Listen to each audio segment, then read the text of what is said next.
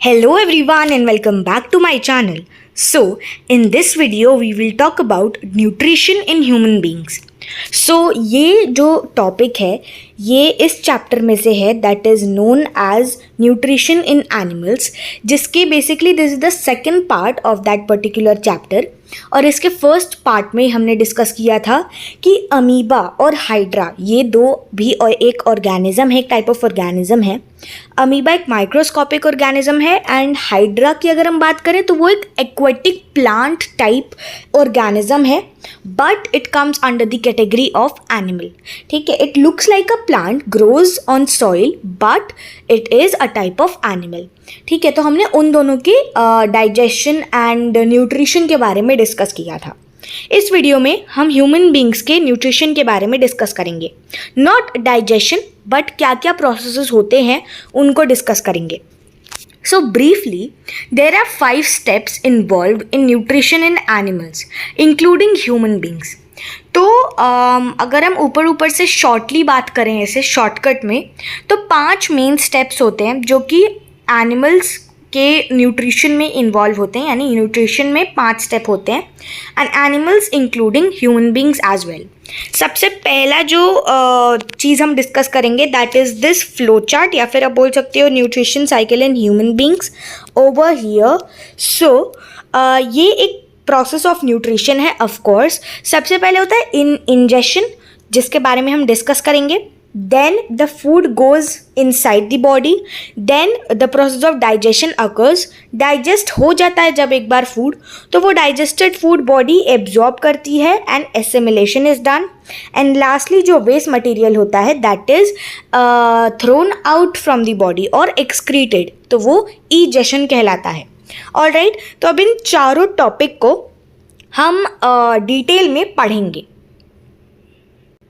Actually if I से 5 topics, because absorption and assimilation को हम डिटेल में अलग अलग टॉपिक्स को कवर करेंगे, लाइक इन्हें 2 टॉपिक्स की तरह लेके चलेंगे. एब्जॉर्प्शन और एसिमिलेशन 2 अलग अलग चीज़ें हैं. ठीक है, सो इंजेशन क्या होता है? Process of nutrition starts with the intake of food. अब खाना डाइजेस्ट कैसे होगा? जब हम अंदर डालेंगे, जब हम कंज्यूम करेंगे फूड. अब आपने कुछ खाया ही नहीं तो क्या डाइजेशन होगा, क्या होगा? बॉडी हमारे जो ऑर्गन्स है वो डाइजेस्ट करते हैं जब हम खाना खाते हैं. सो डाइजेशन के लिए जो सबसे इम्पॉर्टेंट चीज़ है या फिर न्यूट्रिशन का जो प्रोसेस है वो हमारे इंजेशन से स्टार्ट होता है, यानी जब हम खाना अपनी बॉडी में लेते हैं या फिर उसे जब कंज्यूम करते हैं, तो इसी प्रोसेस को इंजेशन कहते हैं. डाइजेशन बेसिकली अब जो इंजेस्टेड फूड है, यानी जो खाना हमने अंदर लिया तो वो डायरेक्टली हमारे ईसोफेगस यानी फूड पाइप के नीचे तो चला नहीं जाएगा, राइट? तो उसे छोटे छोटे पीस में ब्रेक डाउन भी करना पड़ता है. तो ingested food is swallowed and then it enters the alimentary canal. Digestion is the mechanical and chemical breakdown of complex food into simple substances in an easy to absorb form. अब basically यहाँ पर बात की गई है alimentary canal की. तो ये ट्यूब की तरह पैसेज होता है जो कि माउथ से एनस तक कनेक्टेड होता है. हमारे माउथ से स्टमक तक तो हमारी फूड पाइप यानी कि ईसोफेगस कनेक्टेड होती है, और उसके साथ ही एक ट्यूब भी होती है जो कि हमारे माउथ से डायरेक्ट एनस तक कनेक्टेड होती है. तो जो इंजेस्टेड फूड होता है वो स्वॉलो किया जाता है एंड देन व्हाट हैपेंस कि वो एलिमेंट्री कैनाल में एंटर करती है. अब डाइजेशन एक ऐसा मैकेनिकल और केमिकल प्रोसेस है which includes the break down of complex food into simple form, यानी जो कॉम्प्लेक्स फूड है उसे इतने सिंपल पार्टिकल्स में ब्रेक डाउन करना सो दैट वो हमारे ईसोफेगस यानी फूड पाइप के थ्रू इजीली पास कर सके. ठीक है, so this is known as the second part of digestion, यानी हम बोल सकते हैं दूसरा स्टेप, जब फूड हमारे माउथ से ईसोफेगस में एंटर करता है एंड देन स्टमक में पहुंचता है. एंड ऑल्सो देन दो simpler substances become in the form so that they are easy to absorb by the body. तो फिर बाद में वो हमारी बॉडी उन सारे न्यूट्रिएंट्स को एब्जॉर्ब कर लेती है वो जो सिंपल फॉर्म का फूड होता है उसमें से. नाउ एब्जॉर्ब करती कैसे है? सो जो डाइजेस्टेड फूड होता है then it is taken up या फिर then it is absorb by the cells of the intestinal wall. अब मैंने आपको लास्ट पार्ट में बताया था कि our body is made up of n number of cells. हमारी बॉडी में ट्रिलियंस ऑफ सेल्स हैं, ठीक है, we can not even count them, या फिर हम एक सेल को हमारी बॉडी से ऐसे हाथ से अलग करके देख भी नहीं सकते हैं। It is so minute, it is so small कि आपको उसके लिए बहुत ही ज़्यादा हाई लेवल वाला माइक्रोस्कोप चाहिए होगा, और आप पहली बात तो उसे अपनी बॉडी से एक सेल, सिंगल सेल को अलग ही नहीं कर सकते हो, ठीक है। बहुत सारे सेल बने हैं, मिले हैं, तब जाके आपकी पूरी बॉडी फॉर्म हुई है। तो ये मैंने आपको लास्ट पार्ट में बताया था। तो जब फूड डाइजेस्ट होता है एंड जब वो एब्जॉर्ब होता है सेल्स के द्वारा, जो कि इंटेस्टाइन की जो अंदर की वॉल होती है ना, that is known as intestinal wall. तो जब वो एब्जॉर्ब कर लेता है डाइजेस्टेड फूड को, to be carry to all cells of the body via the blood vessels. अब जो हमारा हम एक टॉपिक डिस्कस करेंगे in upcoming videos, that is villi. मैं आपको उसके बारे में थोड़ा बता देती हूँ। It is finger like projections, वो फिंगर लाइक प्रोजेक्शंस होते हैं, और उसमें ब्लड वेसल्स का नेटवर्क, ऐसे बहुत सारे ब्लड वेसल्स होते हैं, उनका नेटवर्क प्रेजेंट होता है, जो कि और ज़्यादा फूड को एब्जॉर्ब करते हैं, ठीक है। अब ये ऐसा मैश है, नेट सा है, तो ऑफकोर्स इसमें ज़्यादा चीज़ें एब्जॉर्ब होंगी, ठीक है। सो ये ब्लड वेसल्स एब्जॉर्ब करते हैं, and this is the process which is known as absorption. अब एसिमिलेशन में क्या होता है कि जो खाना एब्जॉर्ब हो गया वो स्टोर भी तो होगा फर्दर यूज़ के लिए, या फिर जो वेस्ट मटेरियल है वो फिर एक्सक्रीट भी तो होगा, तो वो इजेशन में पढ़ेंगे। तो अब हम डिस्कस करेंगे कि वो स्टोर कैसे होगा। So absorbed food is either stored और used by the body to generate energy for growth. अब this energy is used to carry out various metabolic activities inside the body. The stored material and energy are also used to repair or replace worn out tissues. तो खाना जो absorb हो गया वो कहीं पे store होता है बॉडी में, सो दैट जब हमारी बॉडी को नीड हो, जैसे अभी मैंने खाना खा लिया, मैंने रेस्ट ले लिया, एंड मैं उठ के बहुत एनर्जेटिक फील करूँगी, and now what I will do, मैं कोई भी अपनी एक्टिविटी करूँगी फॉर एग्जांपल 2 घंटे के लिए, तो उतनी एनर्जी भी तो होनी चाहिए मेरे में। अगर मैं खाना नहीं खाऊंगी सो मेरे में एनर्जी नहीं होगी। So when I am taking food, when I am consuming food, तो वो जो न्यूट्रिएंट्स हैं, वो जो फूड है एब्जॉर्ब्ड फूड, वो एक जगह स्टोर हो जा रहा है। जब मैं बाद में कोई एक्सरसाइज या फिर कोई भी पर्टिकुलर एक्टिविटी करूं, तो वो जो एनर्जी है वो उसको करने में यूज़ हो सके, तो वो फूड स्टोर होता है बॉडी में। I hope you all got it. And of course growth के लिए भी वो एनर्जी चाहिए होती है। दिस एनर्जी, अब यही जो एनर्जी है वो बहुत सारे मेटाबॉलिक एक्टिविटीज़ को करने में, उन्हें परफॉर्म करने में हेल्प करती है, ठीक है। जो स्टोर्ड मटेरियल होता है या फिर एनर्जी होती है, जब आपने देखा होगा ना, आपको कभी कभी बहुत चोट लग जाती है, कई बार आप छोटे हो गए तो गिर गए होगे, आपके घुटने यानी नीज, कई बार घुटने फट जाते हैं, चोट लग जाती है, तो ऊपर की स्किन बेसिकली कट बोल सकते हो आप, कट जाती है, बहुत ज़्यादा blood comes out from that particular injury. तो कुछ टाइम बाद वो अपने आप रिपेयर होने लगता है, and you see after a few days और after a weeks what will happen कि वो आपका जो एरिया है घुटने का, नी का, वो जैसा पहले था 2 महीने पहले वैसा ही हो जाएगा। क्योंकि व्हाट हैपन्स इज कि जो फूड स्टोर्ड है, जो एब्जॉर्ब्ड फूड स्टोर्ड है, अब जो एनर्जी भी स्टोर्ड है, वो फिर नए टिश्यूज़ के द्वारा, जो वॉर्न आउट टिश्यूज़ हैं, उन्हें रिप्लेस कर देंगी और या फिर रिपेयर कर देंगी, तो वे बिल्कुल पहले जैसा हो जाएगा। देन ईजेशन। सो जो अनडाइजेस्टेड फूड है, जो भी वेस्ट मटेरियल होता है ना, जैसे अमीबा में कैसे वो जो वेस्ट मटेरियल होता है दैट इज़ थ्रोन आउट, वैसे ह्यूमन बींग्स में भी जो ईजेशन का प्रोसेस होता है that is basically the removal of waste product या फिर अनडाइजेस्टेड फूड जिसका हमें कोई काम नहीं है। तो basically it is removed from the body, the waste product is removed from the body in the last stage by the process called egestion. ये सबसे ज़्यादा लास्ट स्टेज होता है हमारे whole in the process of nutrition. Nutrition in human beings is a complex process जो कि involve करता है working together of different organs and organ system. तो बेसिकली जो न्यूट्रिशन सिस्टम है ह्यूमन बींग्स का, वो एक बहुत ज़्यादा कॉम्प्लेक्स प्रोसेस है जिसमें काफ़ी सारे अलग अलग टाइप के मूवमेंट, मोशन, वर्किंग होती है काफ़ी सारे ऑर्गन्स की साथ में या ऑर्गन सिस्टम की साथ में, so that the food can be digested and then once it is absorb by the body the waste material can be thrown out और कैन बी एक्सक्रीटेड ईजिली. ठीक है, so now we are going to study about all of those steps which are needed in human body for the nutrition, for the process of nutrition in detail. सबसे पहले ingestion. सो ingestion मैंने बताया इसमें कुछ भी ऐसा नहीं है कि बहुत ज़्यादा डिटेल में पढ़ें, 1-2 लाइन की बस ये डेफिनेशन है और इतना ही समझना भी है अभी खैर इस ग्रेड में. तो because I am talking about जो 7th ग्रेड का सिलेबस है. So ingestion of food occurs through the mouth. Of course हम मुंह से खाना खाते हैं तो पहले माउथ में खाना रखेंगे and then will chew it. So जो इंजेशन है फूड का वो माउथ में अकर करता है. टीथ और टंग हेल्प करते हैं फूड के इनटेक और उसको ब्रेक डाउन करने में. ठीक है, so now we will talk about teeth in detail, क्योंकि हमारे दांत बहुत सारे होते हैं, अलग अलग टाइप के होते हैं, उनकी वर्किंग भी डिस्कस करेंगे. Food is chewed with the help of teeth. ठीक है, हम दांतों से ही चबाते हैं of course. So teeth break down the food into smaller particle to make it easier to digest and this is the process which is known as the mechanical digestion of food. तो हमारे दांत खाने को छोटे छोटे स्मॉलर पार्टिकल में ऐसे तोड़ते हैं, ब्रेक डाउन करते हैं जिससे कि डाइजेशन ईजी हो और इसी प्रोसेस को मैकेनिकल डाइजेशन कहा जाता है फूड का. So all teeth have a white crown and a strong root embedded in the jaw. तो हमारे jaw, जो लोअर जॉ है उसमें काफ़ी सारे दांत हैं जो वाइट क्राउन है उन पे एंड उनकी रूट्स बहुत स्ट्रांग होती हैं so that they are capable of chewing and breaking down complex food. So mainly there are 4 types of teeth, उनके बारे में डिस्कस करेंगे. We have incisors.